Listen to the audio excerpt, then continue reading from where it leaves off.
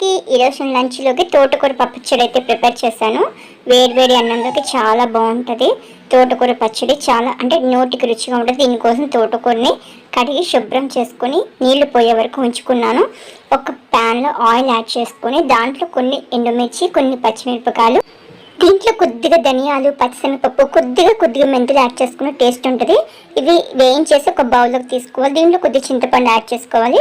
ఇప్పుడు అదే ఆయిల్లో కట్ చేసి పెట్టుకున్న తోటకూరను కూడా యాడ్ చేసేసుకొని ఫ్రై చేసుకోవాలి. ఇది కొద్దిగా ఫ్రై అవ్వాలంటే సిమ్లో పెట్టి వేయించుకోవాలి, మాడిపోకుండా. అప్పుడే బాగుంటుంది.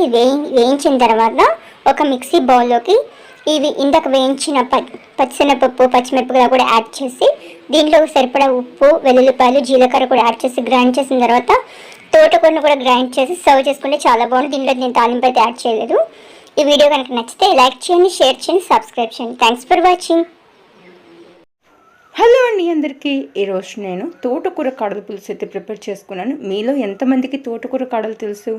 తోటకూర కాడలు సన్నగా తరుగుకున్న సొరకాయ ముక్కు, 4 ములక్కాయ, ఉల్లిపాయ, టమాటా కలిపి మొత్తం పులుసు అయితే ప్రిపేర్ చేశాను. దీనికోసం పొయ్యి మీద ప్యాన్ పెట్టి ఆయిల్ యాడ్ చేసి వెల్లుల్లిపాయలు, ఆవాలు, జీలకర్ర, ఎండుమిర్చి, ఇంగు కూడా యాడ్ చేసుకొని కట్ చేసి పెట్టిన ముక్కలన్నీ కూడా యాడ్ చేసుకొని పసుపు, ఉప్పు యాడ్ చేసి మొత్తాన్ని ఒకసారి కలుపుకోవాలి.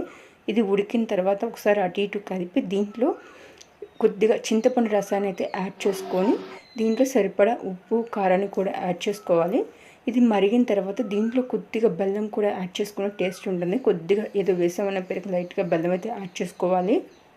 బెల్లం యాడ్ చేసుకొని కాసేపు 5 మినిట్స్ ఉడికిన తర్వాత కొద్దిగా శనగపిండి కలుపుకొని మొత్తాన్ని కూడా దాంట్లో కలిపేస్తే చిక్కగా ఉండి టేస్ట్ అనేది బాగుంటుంది. ట్రై చేయండి. ఈ వీడియో కనుక నచ్చితే లైక్ చేయండి, షేర్ చేయండి, సబ్స్క్రైబ్ చేయండి.